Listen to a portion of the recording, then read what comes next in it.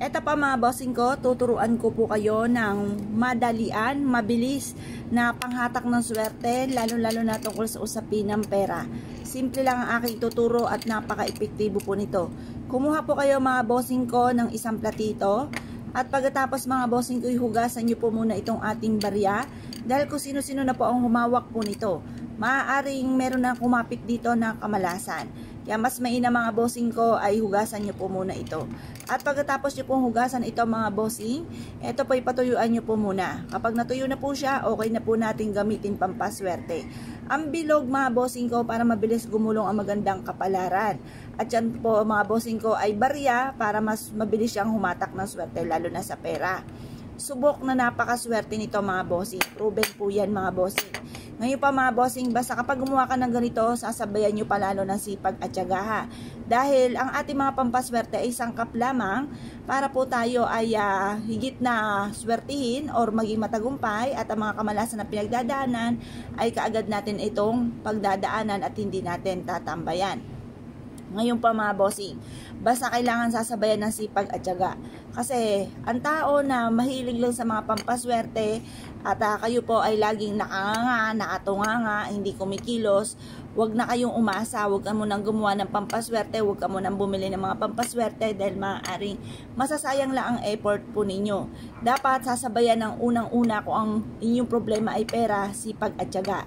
Pagkatapos, para tuloy-tuloy ang pasok ng swerte, hindi malasin, kailangan ng mga gantong pang-attract ng swerte, lalo na sa pera. Tapos, sasabayan natin ng green na kandila, mga bossing. Kasi ang kandila, mga bossing ko, ay magbibigay ng liwanag, katunugan sa inyo po mga problema. Solusyon, bukod sa sipag at tiyaga mga bossing ha. Ang sikreto sa paggamit mga bossing ko ng kandila, bubulungan nyo po muna ito bago sa kanyo po siya sisindihan. Ibubulong nyo muna ang inyong mga nais. Halimbawa, gusto ko na magkaroon ako ng maraming pera. Bukod sa aking sipag at tiyaga, ay makakamtan ko lahat ng aking mga pinapangarap. Mga bossing, hindi lahat ng mga masisipag at matyaga ay nagiging matagumpay. Dumadaan pa rin po yan sa mga iba't ibang mga pagsubok.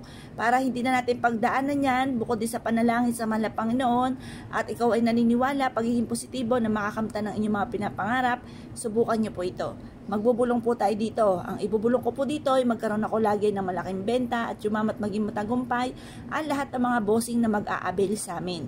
Yan, matupad lahat ang aking mga pinapangarap at maligtas saan man po tutungo. Ganon din sa aking mga anak na sila ay makapagtapos ng kolehiyo at magkaroon ng magandang buhay. Sila ay magkaroon ng negosyo na dito na yayaman. Direct to the point. Or kaya sa mga may karamdaman po dyan at ganon din sa may karamdaman po na aking anak at ang aking mister ay gumaling na po sila dahil sila may mga diabetes kasi lahi po talaga namin mga bossing. Ayan, mainam na merong ganito mga bossing.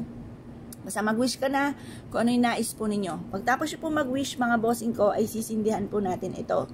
Yan, yumaman ako at maging matagumpay, lahat ng mga pangarap ay matupad. Siksik-liglig at umaapaw at maraming blessing ang darating. Ganyan po ang inyo pong gagawin. Simple at napaka-epektibong pamamaraan na pang-attract ng swerte, lalo na sa pera.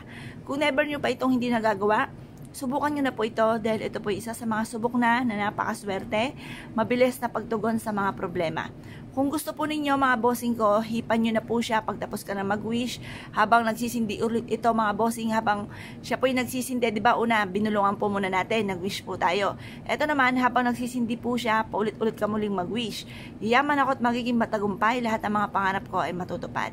Siksik-liglig at umapot, maraming blessing lagi ang darating sa akin. Ganon ang mga pag-wish mga bossing. Pagtapos ako mag-wish, pwede nyo siyang hipan or pwede rin naman mga bossing ko na hayaan nyo siya na maubos hanggang sa maubos na po siya at umabot na siya hanggang dito. Tapos hugasan nyo itong platito, tapos hayaan nyo lang yung barya dyan sa may center table po ninyo. Makakatulong po ito upang sa ganoon maka-attract kayo ng swerte. Ng maraming pera ang dumating mga bossing. Kaya kung kayo pinaniwala at nais nyo po itong gawin, ay siya mga bossing, good luck po sa inyo po lahat.